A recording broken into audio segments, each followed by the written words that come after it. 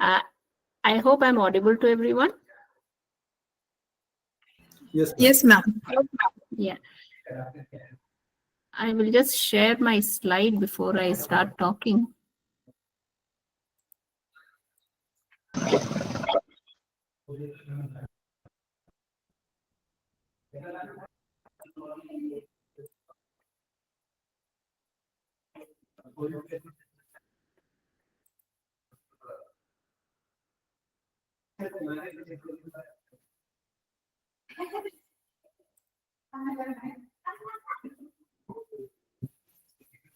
Are the slides visible?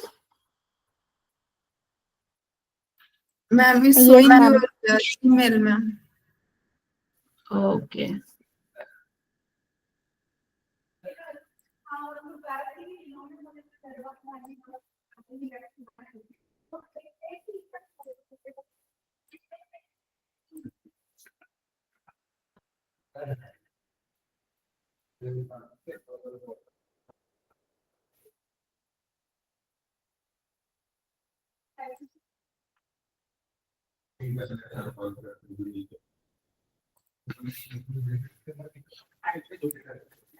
Yeah, is this visible now?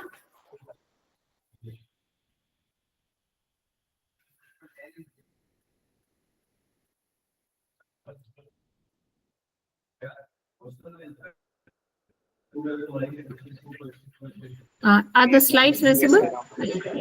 Okay. So thank you, the Heredity Biosciences team, particularly Sushree and Dr. Gopal, and also Rashmi Pradhan, who actually located me on LinkedIn, and she wrote to me about, giving this talk. So I was not aware what I was getting into. I just thought it's a, normal popular lecture. But then Sushree told me that there are MSc and PhD students here. So I thought I'll make it a little bit, not little bit, completely scientific. And I assume that the students are of life science subjects and they do understand the, the life science and the biology, particularly the cardiovascular biology that I'm going to speak about.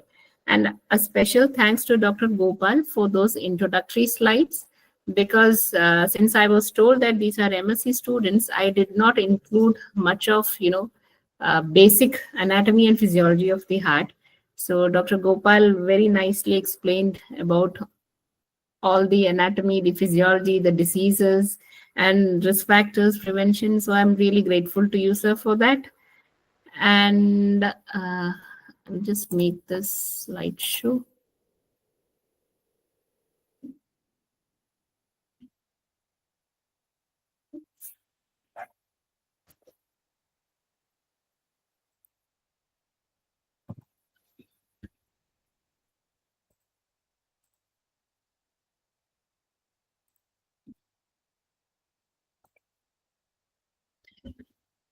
Okay, so I'll just start with the topic. The topic was definitely of the popular lecture type, matters of the heart beyond beats and rhythms. And why I gave this topic is because you know how much we glorify the heart, in our movies, in our words, in our books. We connect it with our emotions. We very frequently use it as emojis, stars, love stars in the eyes, etc., which means we literally play with the word. But I hope you all know that the heart develops when you are 2 weeks old, in as a fetus in your mother's womb, and it starts beating from that day, and it continues beating until the day you die, which means that around 80-90 years the life expectancy in India is much high these days. So for all these years it continuously beats, and it beats in such a beautiful rhythm that you cannot find anything else which can be more exact and reproducible than it. Okay. So that is about the beats and the rhythms, which is its normal function. But there is much more to the heart than those beats and the rhythms. There are several diseases, like how Dr. Gopal said. There are no medicines for treating plaques that form in your heart. There are no vaccines for preventing these diseases from happening. And also there are no specific markers which can tell you when you will get if you have a heart disease or not, or when you will get a heart attack, or when a cardiac arrest can happen. Okay, so there is much more to the heart than the way we see it. Just as we literally ignore the heart because it does its job very quietly, and we do not understand when and how it is working, or when and how it will stop. So there are several things which are associated to the heart than these regular beats and rhythms. And in this presentation, which I'll take around half an hour to 40 minutes, I will be explaining a few work which we have done on identifying markers which can detect heart diseases much early in life, which can actually tell you or give you information whether the heart is functioning properly or not. So I hope the slides are moving.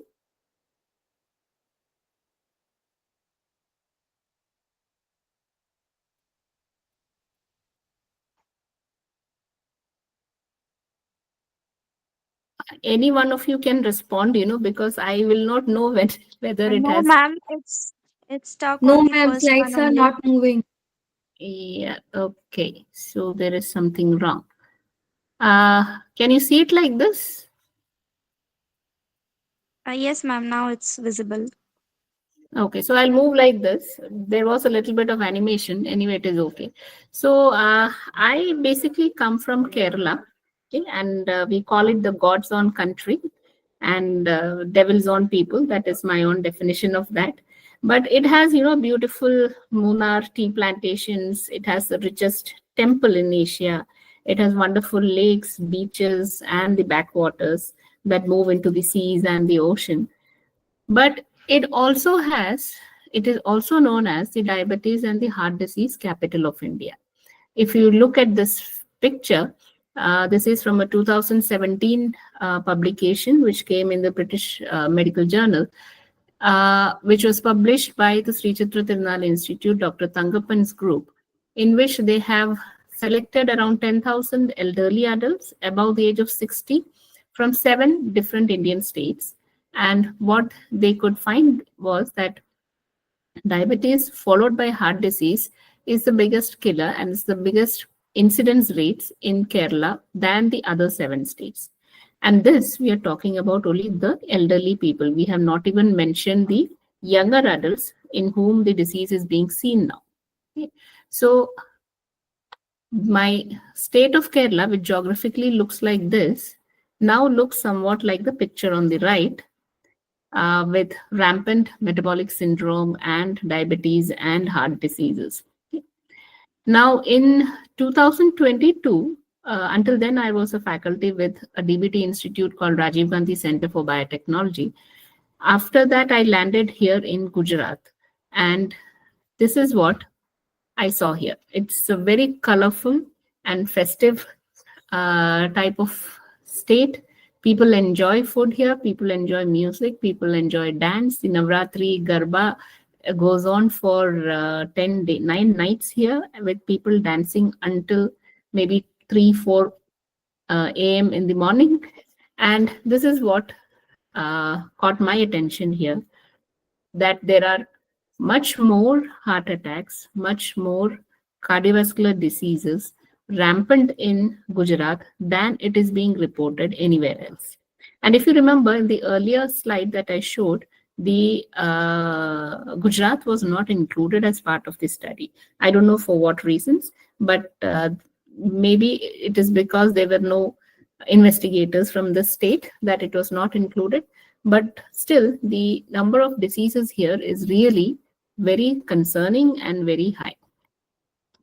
But what I want to take you into is a term called as biological programming. Okay. Now, we all know that every species has its own unique set of genetic instructions, because of which we look the way we look. Our metabolic processes and our behavior are the way that we are. Okay, so these characteristics are programmed into your DNA, which we all know. So No matter how much grass the buffalo eats, it will always look like this. It is not going to look lean and like a horse. Now, we also know that the expression of these traits is also influenced by interactions with the environment, a term that we know now as epigenetics. That is, changes in gene expression, which does not alter the DNA sequence, but it can alter several things, including formation of diseases in us. So now that takes us back to what our mothers used to say, that you are what you eat, you become what you eat. Okay, so in epigenetics, the same genetic code can lead to different outcomes depending on these influences. And these influences need not be lifelong. These metabolic switches can happen at even short intervals of time. As an example, we can take the concept of fetal programming, of which my work also relates to that. So there was this professor, Dr. David Barker, who proposed the fetal origins of adult disease, or what we very popularly know as Barker's hypothesis, in which he said that inadequate nutrition inside the uterus can program the fetus to cause metabolic diseases later in life. Okay? That is, those individuals who are starved in the uterus are more likely, because of undernutrition, are more likely to become overweight as adults. And because they become overweight as adults, they're more likely to suffer from diseases associated with obesity, such as cardiovascular problems and diabetes. So he basically challenged the idea that chronic diseases result from a combination of bad genes and unhealthy adult lifestyle. Instead, what he said is that the environment in which the fetus and then later on the infant is growing permanently programs the body's metabolism and growth, and that is the reason for pathologies of old age. Now, this study was basically based on the Dutch hunger winter study, wherein towards the end of the Second World War, there was a severe famine in the Dutch country, Netherlands, from November to May, 1944 to 1945. Now, when this happened, since the war was going on, the Germans cut off all the food and fuel supplies to one part of Netherlands, the western part of Netherlands. And the daily calorie intake of the citizens came down to 400 calories per day. We require at least 2,000 for proper survival as a balanced food. Now, this study, it focused on individuals who were in utero. That is, these individuals were in their fetal stage during the study. And there were 829 individuals. And these were compared to those born either before the famine or after the famine, around 764 individuals. Now, they were also compared to their siblings who were not exposed to the famine. That is, those children who were born before or after the famine. Now, the major findings that came out of this study was that these offsprings who were born during the famine had increased risk of chronic diseases. They had mental health effects. They had intergenerational effects, and timing of exposure was very critical. And celiac diseases and association with wheat was also reported in these fetuses. That's a different story. We will not go into that. So what they could conclude is that the fetus adapts to adverse conditions when it is faced with such adverse conditions like non-availability of nutritional food. So it would be beneficial for the fetus to survive in the short term, but it can lead to negative health consequences in the long run. Now, in the present state of the world, there is a paradigm shift from Baker's undernutrition to overnutrition. We do not hear of famine deaths or flood deaths anymore. I mean, very less people are affected by such issues. And even if it is controlled very fast.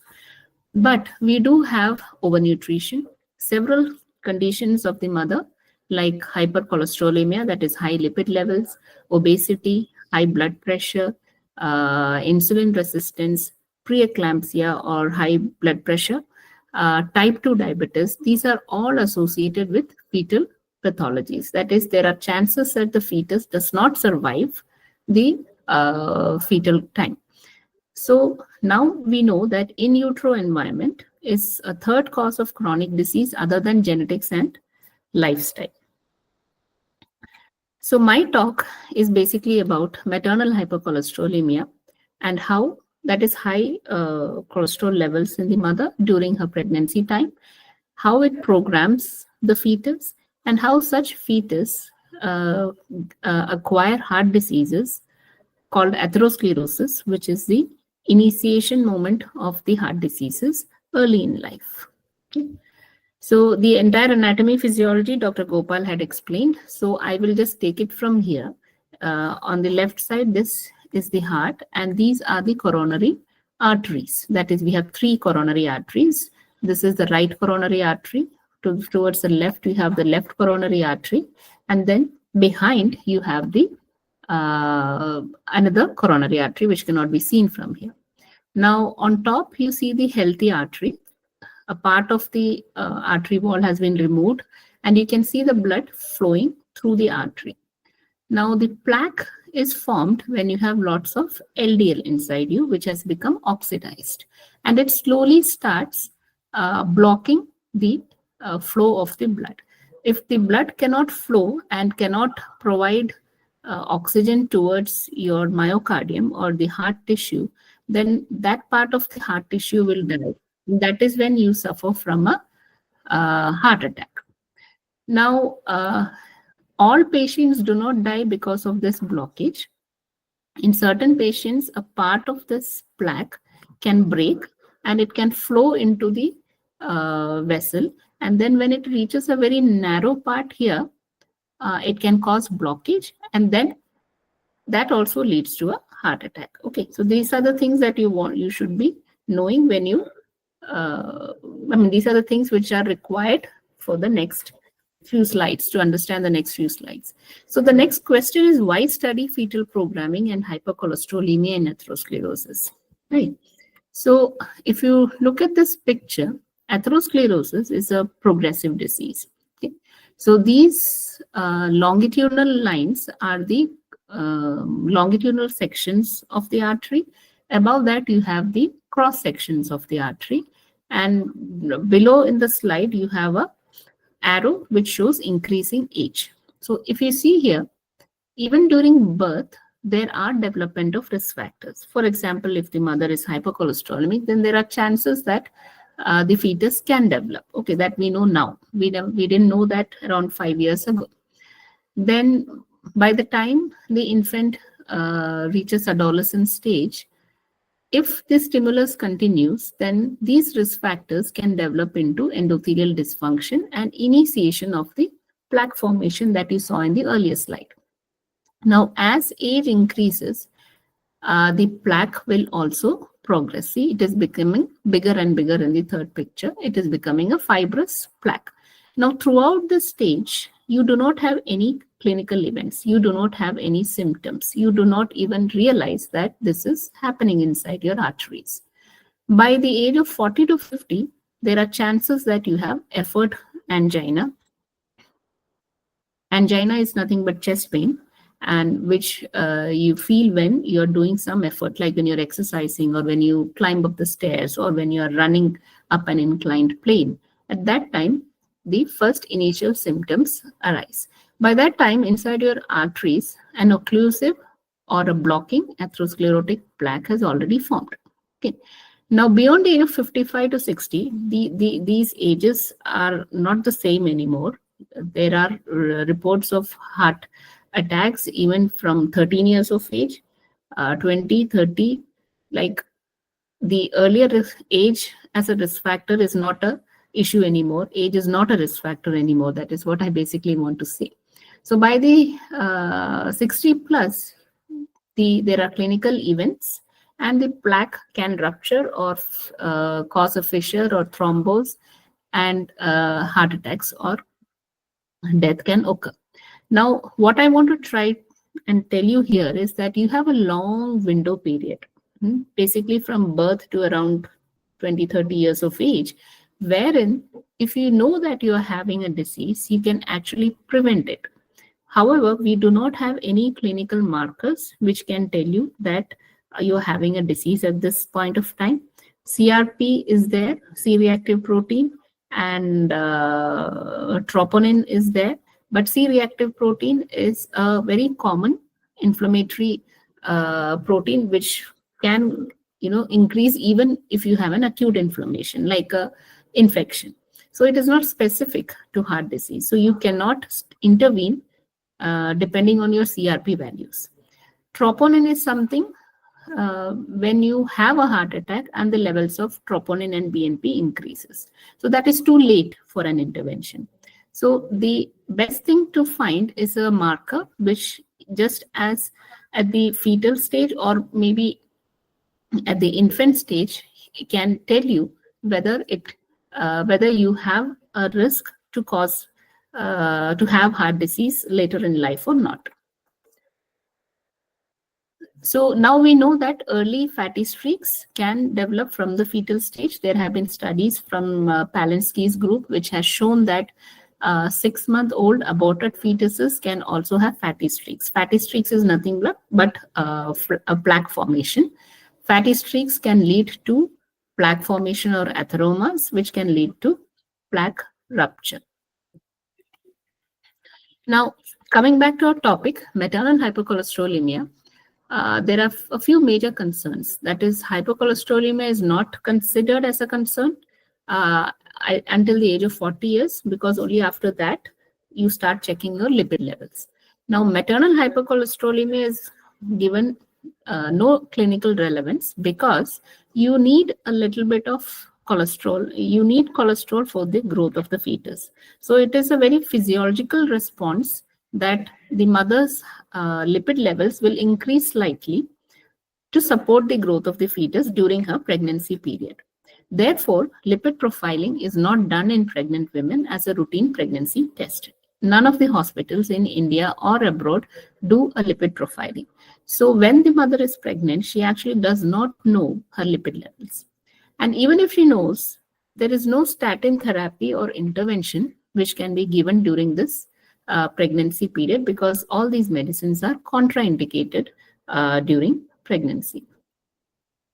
So with all this background and this rationale, we got a project approved from the ICMR whether maternal hypercholesterolemia can influence cholesterol transport mechanisms across the placenta during gestation. We wanted to see whether high cholesterol levels of the mother transports across the placenta, goes into the fetal circulation, and does it program the fetus. So that was the basis of our study. Our hypothesis was that high lipid levels in the maternal circulation can cross over, and the fetus is inside the body for around 9 months. We know that. So that is enough and more time for the fetus to get programmed. And why is this happening? Why is it not being regulated? Is it because there is a dysfunction of LDL receptors and transporters on the placenta wall? And is this the reason for causing atherosclerosis in early adulthood of the offspring? So we wanted to know whether this is the reason why so many young people are getting coronary heart diseases these days. Now, a little bit of biology of the placenta. You need to understand this because, during the first few weeks of life, the fetus completely depends on the maternal cholesterol for its growth. But at around 8 weeks, that is 2 months, the the secondary yolk sac will regress and the placenta takes over its nutritional role. Now, there are 2 cell layers which separate the fetal circulation from the maternal circulation. On the maternal side, we have syncytial trophoblast or STBs, and on the fetal side, we have the endothelial cells. Now, what happens is the human syncytial trophoblast or the placental cells, they express several lipoprotein receptors like LDLR, VLDR, class A scavenger receptors, ApoE receptor, etc. What they do is they take up the lipoprotein they internalize it, and then it is transferred to the fetus. This is the fetus side. The violet ones are the fetus side, where you have transporters like ABCA1 and ABCG1. So our concern was this: is there a dysfunction in this LDL receptors or in these transporters, and is that the reason why too much of lipids is being transported into the fetal circulation? So the questions that we asked is, does maternal hypercholesterolemia induce changes in the expression of cholesterol transporters and receptors on syncytial trophoblast of the placenta? And how does the epigenome of the placenta respond to such stimuli, such as high maternal cholesterol levels? Now, at that point of time, Jayalakshmi joined me as a PhD student, and we collaborated with the hospital in Kerala, KIMS Hospital, for this study. There were 4 major objectives, of which 2 of them we did in the human study, the clinical study. We wanted to look at the changes of expression of LDL receptors and transporters across the term end placenta, that is the delivery time placenta. And we also studied the DNA methylation patterns in this term end placenta. We also wanted to see how these LDL receptors and transporters are functioning in each gestational period, which for obvious reasons cannot be done in a human model. So we used a New Zealand rabbit model, which is very much similar to which has a very similar placenta to the human placenta. So at every trimester, we looked at the LDL receptor and transporter expression. And we also wanted to see whether the fetus develops atherosclerotic lesions when it becomes an adult. So for that also, again, for obvious reasons, we cannot use a human model. So we depended on the New Zealand white rabbit model for this study.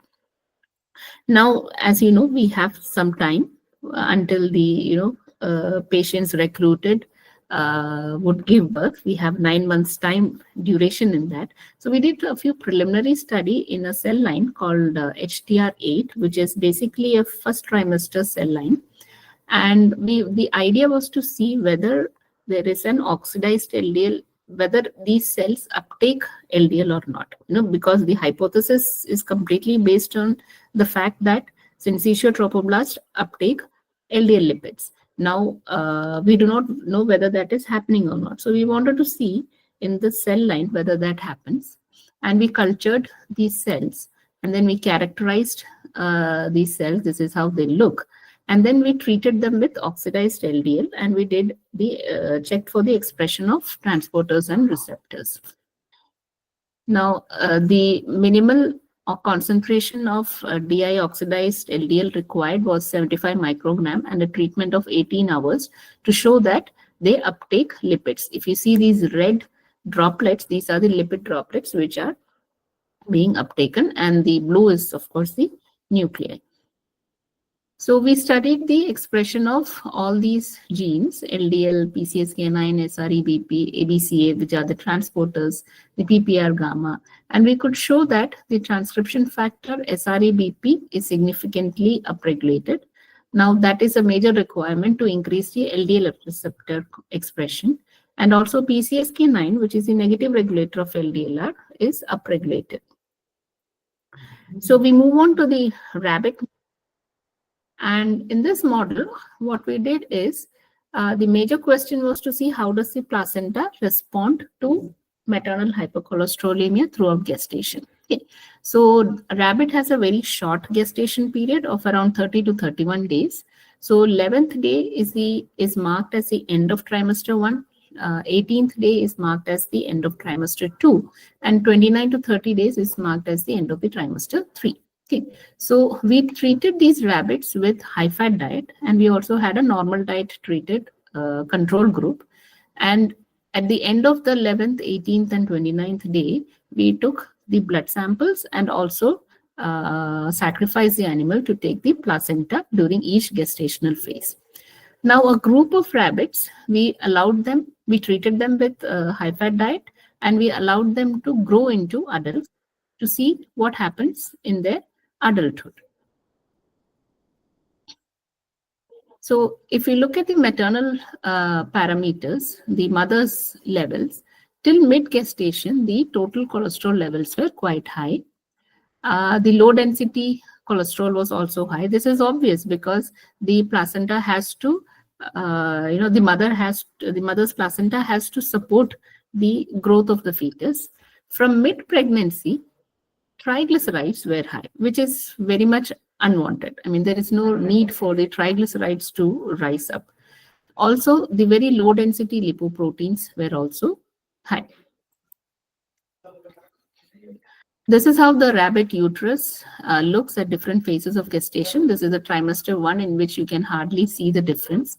By the trimester 2, you can see the yolk sacs growing, and this is the trimester 3. And this is the entire amniotic sac with the fetus and the placenta. This is the upper part of the placenta, which is the maternal side, and this is the fetal side of the placenta. So the maternal side contains the syncytial trophoblast, and the fetal side contains the endothelium cells. Now, we did the histopathological analysis of these placentas. So what we could observe is that there are histopathological changes. The labyrinth zone was increased. There were dilated blood vessel cells seen here. So this is the normal diet-fed rabbit, trimester 1. This is the high-fat diet-fed rabbit, trimester 1. These are trimester 2, and this is trimester 3. So if you look at the difference between trimester 1 to trimester 3, you see a lot of difference. There were a lot of lipid deposits because we were feeding them with high-fat diet. And we did look at the mRNA expression, but if you notice here, the rounded ones, LDLR, which is the LDL receptor found on the mother's side, and the ABCA1, which is a transporter, these both were high towards the end of the third trimester. The offsprings, when we looked at the offsprings of the high-fat diet-fed mothers, they had very low body weight, and there was evidence of hyperlipidemia. Also, the placental efficiency was very low. Now, that becomes low when the placental weight is very high. The body weight is less, but the placental weight is very high. So that shows the ratio and between the which informs us the efficiency of the placenta. Okay, so the placental efficiency was very low in these cases. And also, if you look at this extreme right, these red droplets show the lipid accumulation in these tissues. Now, when we did the lipid profiling of these offsprings, again, we could find that the triglyceride and the VLDL levels were high. This is the same as we observed in the mother circulation. In the fetal circulation also, the offspring circulation also, the TG and VLDL levels were considerably high. Now, I had told you that we had allowed a group of animals to grow into adulthood. And if you look at these, about the A pictures, these are iotas which have been isolated from the rabbits, and starting from the heart to the kidney part, the entire iota is isolated. They are cut open and then they are stained with oil redo, which will stain all your lipids and lesions red in color. Okay, so the first one, the NN, is the normal diet, normocholesterolemic rabbits offspring iota. The NH is the normocholesterolemic, but the normal but hypercholesterolemic mother's iota, child's iota, offspring's iota. And the some group we had given low levels of cholesterol, also low levels of lipids, high-fat diet. So that is the third one. And the fourth one is in which we have continued the stimulus. That is, we had continuously given the high-fat diet, and this offspring was born to a hypercholesterolemic mother. So what I want to try to tell you here is that if the stimulus of high-fat diet continues even after birth, this is the result. You have atherosclerotic fatty streak lesions in the aorta. But what is interesting to us was the third group, in which these are offsprings which were born to hypercholesterolemic mothers, but they were not given any high-fat diet after birth. But it looks assumingly normal here. But the same thing, if you look at the third immunohisto picture, there are lesions in this. That means even if the stimulus was not continued, there is some sort of programming that has happened in the animal, and that is why we are seeing formation of a fatty streak lesion here. Now, this is the point when we should actually intervene when it comes to a patient, because there is existing disease, but there is also a fact that as you grow, these fatty streak lesions can regress, provided you are not giving any more stimulus to it. So this is the point wherein you can actually intervene and bring back get rid of the disease. So then, if you remember, we started with the clinical subjects, and we included patients who were healthy, pregnant females, first and singleton pregnancy, that is no twins, age of 18 to 35 years, normal hemoglobin, normal blood pressure, normal blood sugar levels, and normal vaginal delivery. We did not take of mothers who had to undergo a cesarean C-section. The total cholesterol levels less than 200 were declared as normal. Total cholesterol levels more than 200 were declared as hypercholesterolemic mothers, and they also had lipid levels more than 130. We excluded all those pregnant females who had some history of systemic or chronic diseases, for example, anemia or coronary artery disease or asthma, diabetes, familial hypercholesterolemia, hypertension. All these disease individuals excluded. So what we did is we collected their blood samples every trimester, but at the end of the 9th month, we collected their placenta. And the placenta was also collected in such a way that we get the maternal side as well as the fetal side of the placenta, so that we could look at the syncytial trophoblast on the maternal circulation side and the endothelial cells on the other side, on the fetus side. And then the hospital also looked at the TSH levels on the second day of delivery of the child. So we could get a little bit of blood from that also. And therein we looked at the lipid levels of the neonates. And then these placental sections, we did QRT PCR for all those transporters and transcription factors and receptors. We also did the histopathology analysis of the placenta, and from the DNA, we did the epigenetic studies. Now, the maternal parameters, what we got, were quite similar to how we got in the rabbits. There were high total cholesterol and LDL levels in the maternal hypercholesterolemic groups, and the TG and VLDL were also comparable in both the groups. The histopathology sections, again, if you look at this, this is the normal left side, right side is the hypercholesterolemic, and these are H&E staining. So if you see, there is quite a difference between the histopathology appearance here also. There was increased fibrin deposition in the MHC placenta, and on oil red dose staining, we could see lipid deposits, which were also significant. So we did this Infinium human methylation epic array, in which they have, this was done at MedGenome Company. So they have a array in which more than 8 lakh genes are transcribed, and the differentially methylated promoters and CBG islands we can understand from this. So we send these placenta, DNA isolated from this placenta to them, and what we observed is several of the lysosomal mediated lipid catabolism genes like LIPA, lipase gene, STX7, these were downregulated.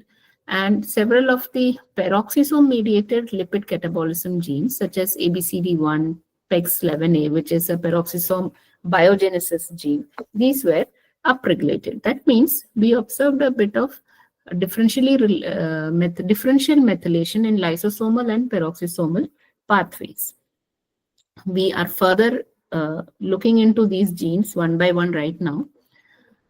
When we looked at the mRNA expression, again, the several of these genes, like LIPA, as I said, was hypermethylated. That means there was a loss of function. So in the MHC placenta, these were decreased. The expression was decreased.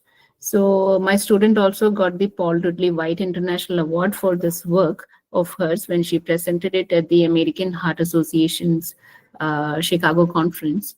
And the immunohistochemistry also showed similar results like the qRT-PCR results. Now, what are the clinical implications of this? If we say that in vitro programming has happened, does it reflect in the offspring? So what we did is the neonate blood that we had collected from the neonates, we could not get all neonates because consent is also an issue here.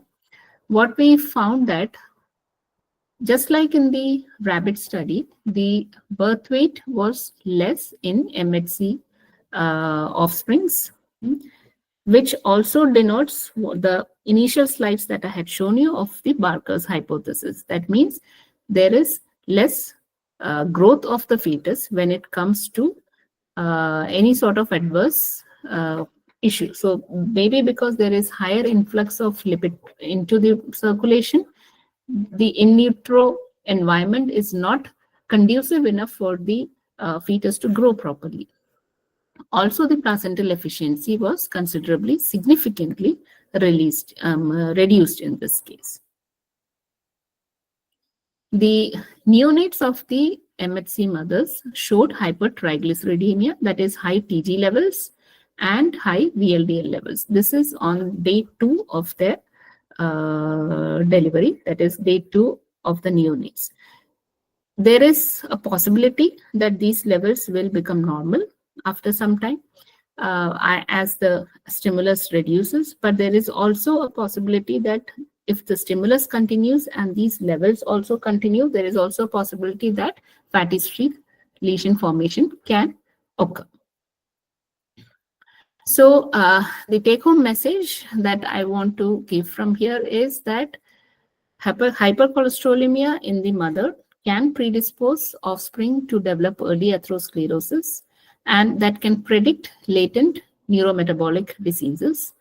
Early diagnosis of this hypercholesterolemia can help in developing lifestyle strategies for women in their childbearing years to identify those at risk. And also early diagnosis of atherosclerosis in the offspring of these mothers can help to, identify time points where we can either arrest it or delay it or even regress by proper interventions and therapy. The hospital with which we were collaborating was also not looking into lipid levels at all during the pregnancy period of their patients. But after seeing the results of this study, they have changed in their policy that they will also start looking into the lipid levels. So lipid profiling has also been included from the start date of the gestation period, detection of the gestation period in all their patients after getting understanding or after looking into this study, because this is a very significant problem that we are carrying without even us knowing about it. So I would like to thank the funding agencies, particularly ICMR and our collaborators, KIMS Hospital and RGCB. And the picture on the left is my group, was my group in my previous institution. And the picture on the right is my small group. It's been just 2 years since I've been here. There are 2 more people whose photos have not been included here. And GSBTM is our funding agency here who is supporting our future studies on this aspect My students are looking into each of these 12 differentially expressed genes that we found from this study, and they are studying, they're knocking it down, they're transfecting, and then they're studying the mechanism by how each of these genes could lead to disease in individuals. So thank you very much. Once again, thank you, Dr. Gopal, for providing me, and Sushree for giving me this platform to present my work here. I don't know how much you have understood, because that is a problem with online meetings. We do not know whether you are understanding or not. But please feel free to ask me any questions, and I'll be very happy to answer. Thank you, everyone.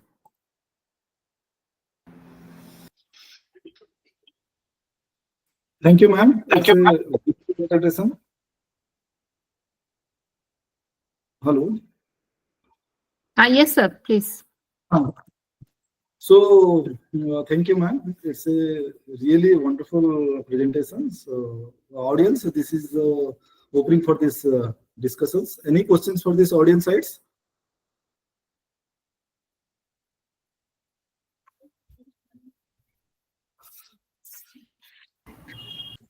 Good morning, ma'am. I just want to ask a question.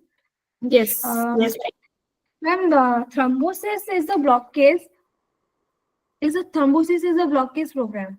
I mean, if blockage happens, then thrombosis occurs. Yes. Can you please identify yourself, Nikita? Where are you from? Ma'am, I'm from Bhadrak. I'm a CGU student. I'm post-graduated from CGU. Mm-hmm.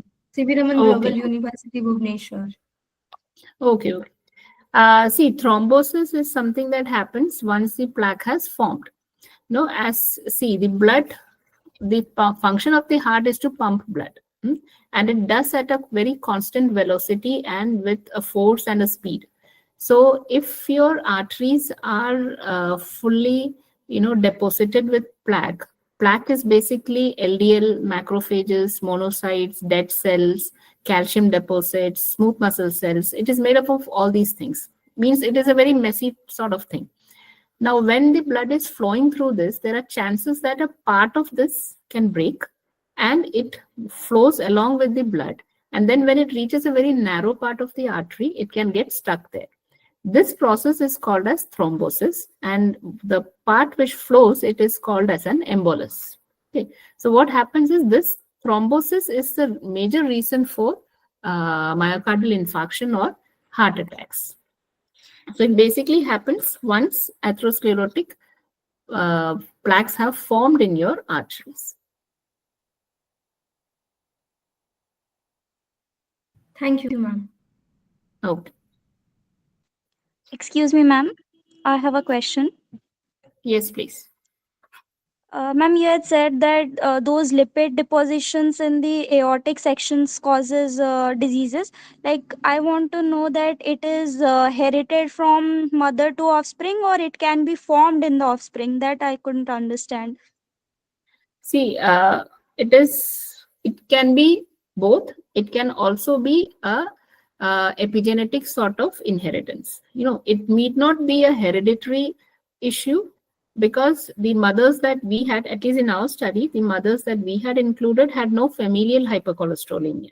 Familial hypercholesterolemia happens when you have a mutated hypercholesterolemia gene. Okay, so we had excluded such patients. So the patients that we had included, or the mothers that we had included, had only high cholesterol levels. And that is definitely because of their diet, or nothing to do with their DNA or genes. So what has passed on to the fetus is not an inherited thing at all. Okay. But it could be because of that 9 months exposure of the fetus to the mother's high lipid levels, the DNA could have been programmed. That is what you call as epigenetic inheritance. So this reason, we believe, is because of this epigenetic inheritance, not because of your hereditary DNA inheritance. Okay. Okay, ma'am. Thank you. Okay. Ma'am, again, this is Nikita. I have another question. Yes, Nikita. Ma'am, atherosclerosis is curable or not? Atherosclerosis, until now, we do not have any medication to cure it. There was a study on making a vaccine for atherosclerosis at some point of time, but that also did not become a very successful venture. Why it did not become is we do not know when to intervene. See, as I said, you have a complete lifelong duration in front of you. So the point when to intervene is the is the problem, that you cannot understand when to give the vaccine. This was the same issue with HPV vaccine also. Which time to give an HPV dose to females, to girls, so that we can prevent HPV infection. But that was overcome because the policymakers decided it to be at 11 years of age. But here we are saying that even from the fetal stage, lesions can happen. Okay, so ideally what you need right now is a marker which can tell you whether you are at risk or not. As of now, there are no medications for treating atherosclerosis. Okay, ma'am. Thank you.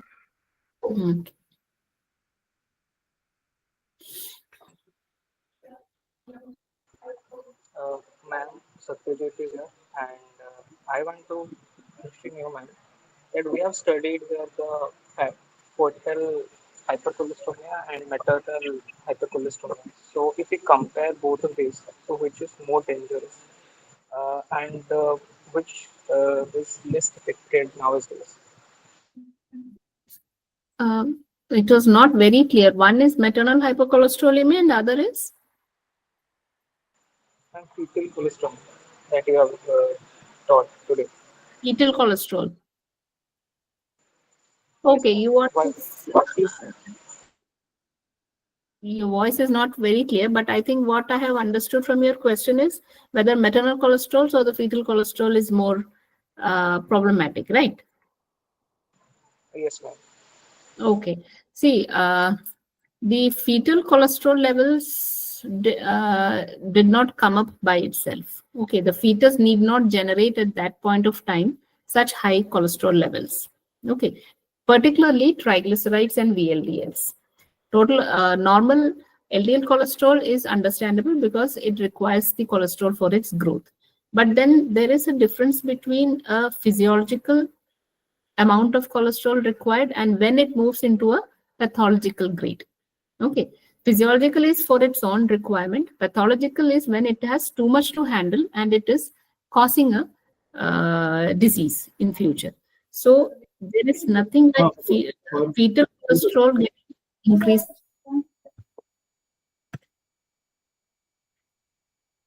by itself. It is definitely getting the cholesterol is much more important in my assumption, and that should be controlled so that less of it is moving into the fetal circulation. But having said that, also the fetal cholesterol levels, which were also seen in the neonates, that should also be, curtailed. It should also not go on much more. So such neonates need to be taken care in that way that they are not given with too much of high cholesterol food or high cholesterol diet in the future.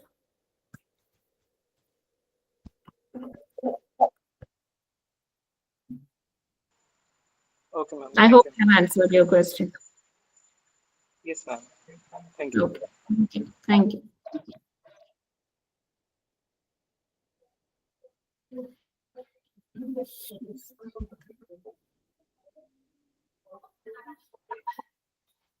Any questions from audience side?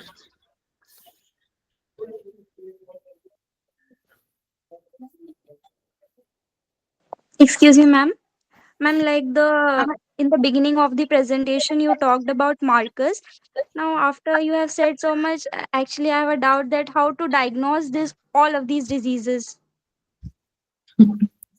That is what we are trying to study also, how to diagnose these diseases. Like you have not come into conclusions. No, this study is still continuing, but there are unfortunately very less diagnostic markers for these diseases.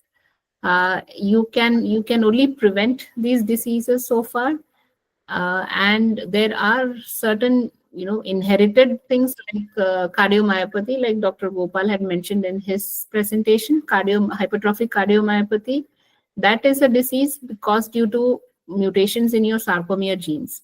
At least 60% of such patients have these mutations. So you can diagnose such type of diseases using gene sequencing. Yes, And ma'am. yeah, so I don't know if Dr. Gopal's company has that, but you should be including, genetic sequencing for such type of diseases also. There are cardiomyopathy panels which can be included in that. And so such diseases can be diagnosed in that way. The chronic diseases that we are talking about, like coronary artery disease or,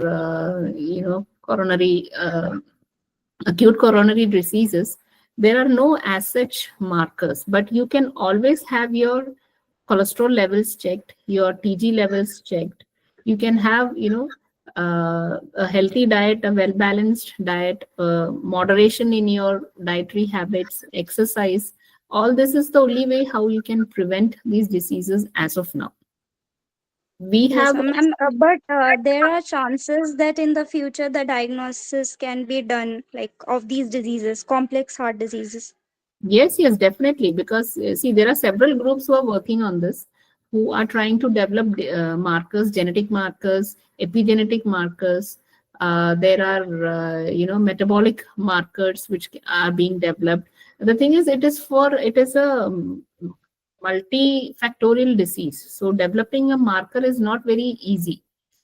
But there are considerable work that is happening, and I'm quite sure that within a short span of time we will have some markers which can detect at least coronary artery disease much early. But there are several diagnostic tools, like you have your ECG, you have echocardiograms, then angiograms. These are imaging based tools. These can give you an idea if there is something wrong with the heart or not. Like for example, even if you take a simple X-ray of the heart, the size of the heart in the X-ray, that can also tell you a lot of things. So there are several such you can't call them markers, but there are several such tools which can show whether you have a disease or not. But the point is that these can tell you whether you have a disease only after you get a disease. It will never tell you whether you are at risk of a disease when you're a normal person, at least when you look and Yes, feel ma'am. it. That's what. That is a point for research. That is what most of us are working on. Okay, ma'am. Thank you. Thank you so much. Yeah, thank you. And one question my side. Yes, sir. Please, sir. So if the students utilize to this career in this topics, so what is your suggestion? Oh, I would very gladly welcome them, sir, because cardiovascular diseases until a few years back was considered the disease of the rich. Okay, it was a lifestyle disease. But now we know that it is not a lifestyle disease. It is affecting the rich, the poor, the urban, the rural, everybody equally. There are people dying because of this. And you would be very surprised to know that there are less than 200 cardiovascular scientists in India, whereas we have more than tens and thousands of cancer researchers in India. Okay, so it is a very upcoming field. Very few people work on this area, and this is just one question that I am trying to show here. There are several other questions. Like for example, somebody asked me about thrombosis. So there are plaque deposition in a lot of patients, several coronary artery disease patients. But in some patients, the plaques never thrombose. They remain as such until the end of their life, maybe 70, 80, 90 years. But in some patients, they thrombose, they break off even at the age of 30. You have young heart attack patients. So why? What is the difference between these two plaques? Both are formed from the same this thing. So we are working on this field also now. We got a project funding from ICMR for this. So we are trying to identify single cell RNA, using single cell RNA, whether we can make a RNA-based prognostic marker to identify which plaque will break and which will not. So there are several diseases of the heart. There are several arenas of heart research where people can work, and I would say should work, because ultimately with all these cancer researchers, we still have not developed a drug for cancer. And we have made a lot of big strides in cancer research, that I totally agree. But these areas should also be, studied much further, much more. Yes. Thank you, ma'am. Yeah. So, any questions from Good this? morning, ma'am. Dr. Sashrika from Tamil Nadu. Good morning, madam.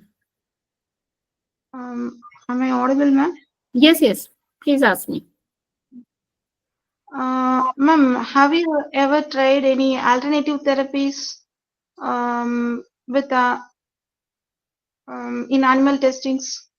Yes. See, we had a group who was working on Amalaki Rasayan, which is made by Cortical Industries and Cortical Ayurvedic formulation.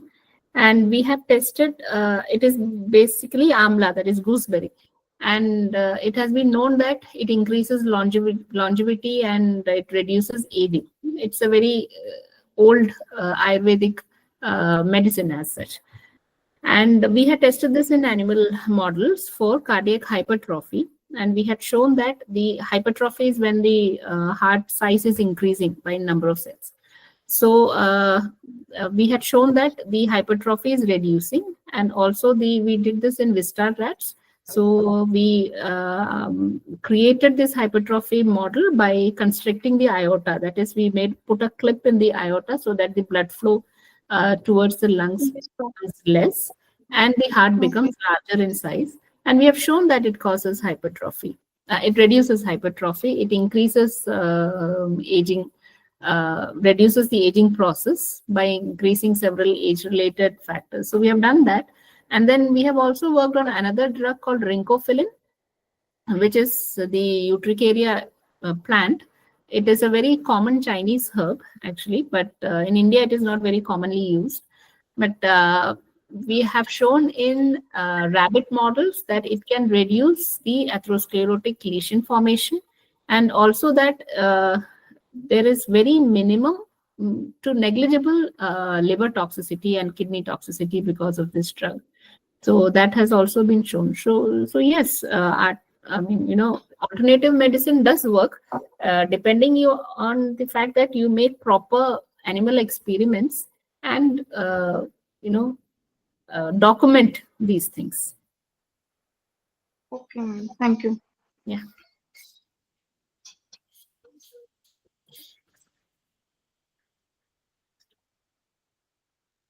So, any question, or we will end of the session? Ma'am, Satyajit is here again, and then are there any underlying conditions that can rise to fetal hypercholesteremia rather than the inherited part from the mother? Is there any underlying conditions? Yes. See, children who are born to mothers with familial hypercholesterolemia, as I said earlier, that goes as inherited. So such children can have high lipid levels from their childhood itself, and that is a risk factor. So that is an inherited factor. Ma'am, I'm asking that other than that, is there any other things that can rise to fetal hypercholesteremia? There has not been much reported on that. I don't think there is much reports on that. It can also be, because the in utero environment is very, drastic during that time. There's too much of lipid and efflux. That could also be one reason why the fetal and the neonates were showing this amount of lipids. We wanted that study to continue for one more year, but this was done during that COVID period in 2020-22. So we were not able, because we lost a lot of patients to COVID during that time.